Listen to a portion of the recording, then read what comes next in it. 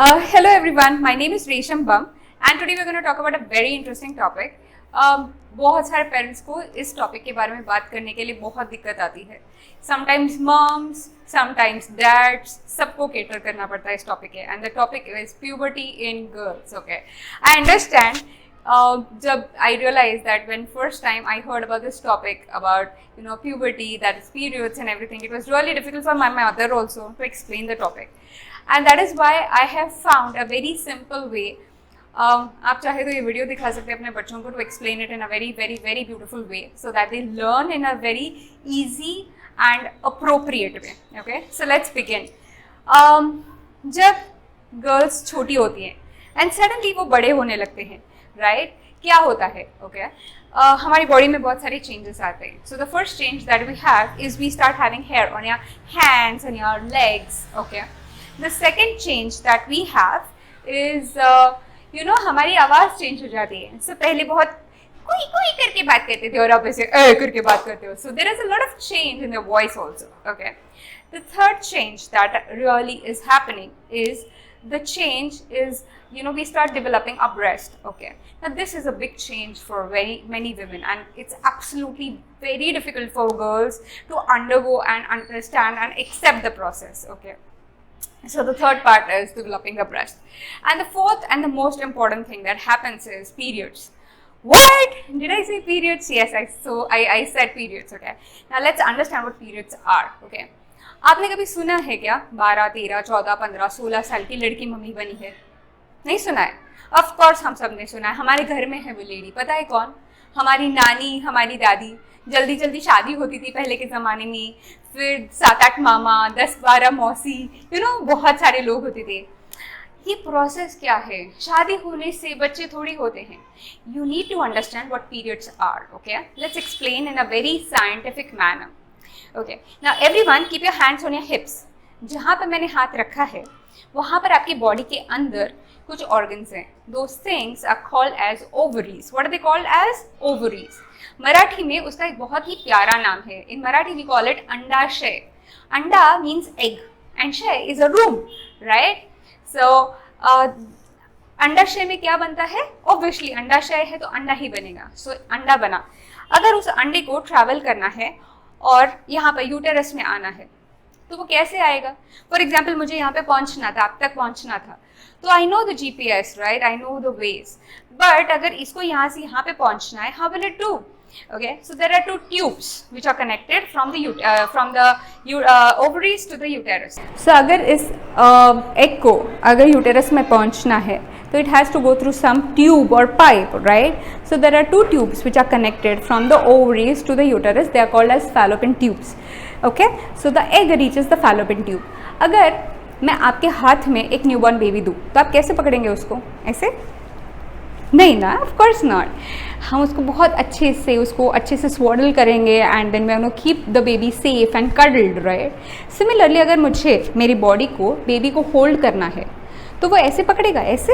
No, of course not. It has to hold it very carefully, very gently and at the same time उसको nutrition भी तो देना है. तो हमारी बॉडी ने एक लाइनिंग बनाया जिसमें उस एग को रखा. अगर वो एग फर्टिलाइज हो तो उसको खाना पीना भी देना पड़ेगा. बट हम इस एज में हैं, हमारी शादी नहीं हुई है, we are not physically attach to anybody, we don't have a boyfriend yet and ये एग फर्टिलाइज नहीं हुआ.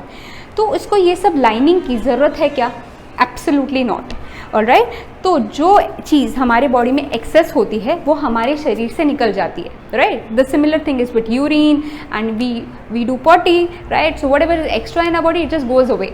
Now when we are talking about this lining, कहाँ से जाएगा? ओके, हमारी जहाँ से हम लोग पी करते हैं या यूरिन करते हैं उसके बाजू में there is another hole which is called as vagina. The second opening which is called as vagina. वहाँ से जब ब्लड बाहर निकलता है हम लोग बोलते हैं periods. Okay, the girl started with her periods. Now there are many questions related to periods. Let's address them one by one. First question, periods अगर शुरू हुआ है तो कितने दिनों में एक बार आएगा? ओके, नॉर्मली बहुत सारे लोग बोलते हैं ये मासिक पारी है या फिर मंथली पीरियड है. Now why is it called monthly? Okay, that is because ये जो ओवरीज में से एक बाहर निकलता है इस प्रोसेस के लिए 1 हफ्ता लगता है.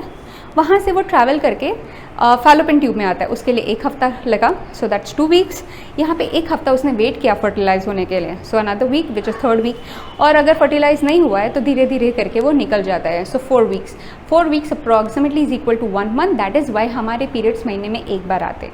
लेकिन अगर किसी को न्यू पीरियड स्टार्ट हुए हैं, जैसे अभी अभी स्टार्ट हुआ है, तो ज़रूरी नहीं है महीने में 1 बार आएगा। हमारी बॉडी को और पीरियड्स को कोइंसाइड होने के लिए ऑलमोस्ट 2 से 3 साल लगते हैं, so we need to wait until then. कभी कभी ऐसा होगा कि आज पीरियड्स आए हैं, 4-5 महीने नहीं आए हैं, वापस पीरियड्स आए, वापस 6-7 महीने नहीं, that's completely normal. Okay, we need to be okay with it, alright. Now second thing, okay, periods कितने दिन के लिए रहते हैं। ना हर एक का बॉडी अलग है, मेरा बॉडी अलग है, आई एम प्लम्प, कोई लड़की रहेगी जो बहुत थिन होगी, ओके, तो हम सब का बॉडी टाइप अलग है, फिजिक अलग है। मुझे से फॉर एग्जांपल 3 दिन के लिए आता है, ऑन एन एवरेज हर एक लड़की को 2 से 7 दिन के बीच में आता है, and that is completely normal. 2 से 7 दिन is a complete normal span, alright. अगर आपको 2 दिन और उससे कम आता है, you need to start taking a lot of haemoglobin, okay, you need to increase your haemoglobin, you need to eat things which have a high iron content, okay. और 7 दिन से ज़्यादा आता है, there could be a probability जहाँ पर cyst हो, you need to go and check yourself. अगर महीने में 15 दिन के ड्यूरेशन में आपको 2 बार पीरियड्स आ रहे हैं, या फिर आपको बहुत एक्सेस ब्लीडिंग हो रही है 7-8-10 दिन, you need to definitely check yourself for doctor, alright. Now 2 से 7 दिन is a perfect duration. The third question that we normally come across is pads कितने फ्रीक्वेंटली चेंज करने चाहिए। एक तो सबसे पहले पैड्स क्या होता है। So for example I started with my periods, और मैंने इमेजिन कीजिए वाइट पैंट पहनी है, तो मेरे कपड़े गंदे हो जाएंगे, राइट और wrong, because I am bleeding, alright.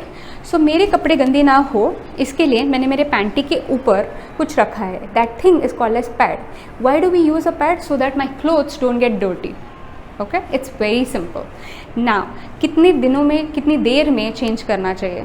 Now as far as I understand, India में वुमेन रियली फील दैट सबसे कम रेटेड अगर हमारी बॉडी में कोई जगह होगी तो वो है between the legs. We in India don't understand that hygiene of our between the legs has to be really high, okay. India में the kind of urinary tract infection that happens, it is next level, it is unthinkable, all right. So we really need to protect and safeguard our area, all right. So first day and second day अगर हम count करें तो ये 2 दिन होते हैं जहाँ पर फ्लो बहुत ज़्यादा होता है, ब्लीडिंग बहुत ज़्यादा होती है। सो in these 2 days you need to minimum change your pads 4 to 5 times in a day, okay. You have to change 4 to 5 times a day, all right, and that is for sure, okay. The 3rd day 4th day जब flow कम हो जाता है, that time you have to change the pad minimum 4 times, minimum of 4 times. I have seen women जिन्होंने 24 घंटे 36 घंटे एक ही pad रखते हैं. This is absolutely bad. Okay, you need to take care of your intimate area, and that's really needed. All right, let's move on. For the 3rd and the 4th day, we have to be very sure that we are not using any gel based pads.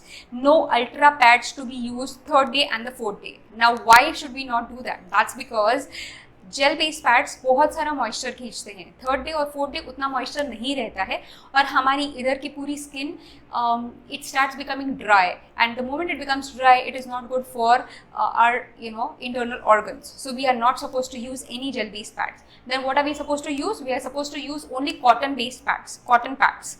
Alright, so the 3rd day and the 4th day जब flow कम है, we will use only cotton pads. Okay, now the next part that we should be talking about is disposing of the pads. Okay, अगर मैं किसी के घर पे जाती हूँ और मुझे पैड चेंज करना है और वहाँ पे मैं देखती हूँ कि कोई बिन नहीं है, what am I supposed to do? मैं उसको राउंड करके फ्लश में डाल दूँ और फ्लश कर दूँ. Is that correct?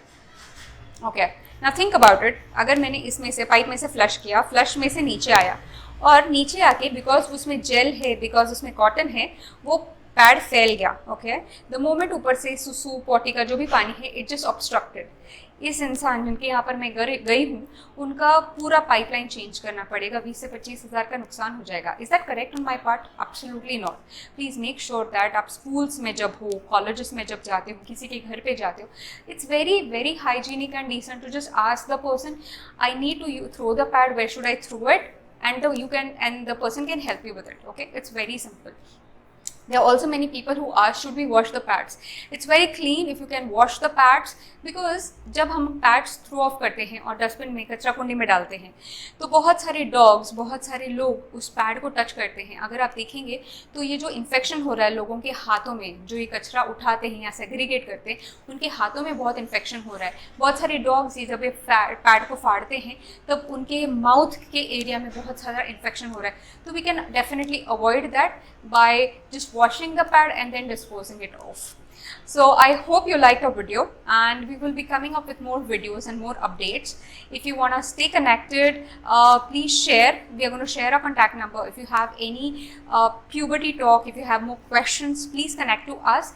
If you have a small group and you want to have a gupshup on puberty, we can definitely do that. If there are some concepts where you think that your mom has a different myth about periods, वो घर में किसी चीज़ को छूने नहीं देती, वो भगवान को हाथ नहीं लगाने देती, what are all these myths? If you want to know more about it, please connect to us. Thank you so much.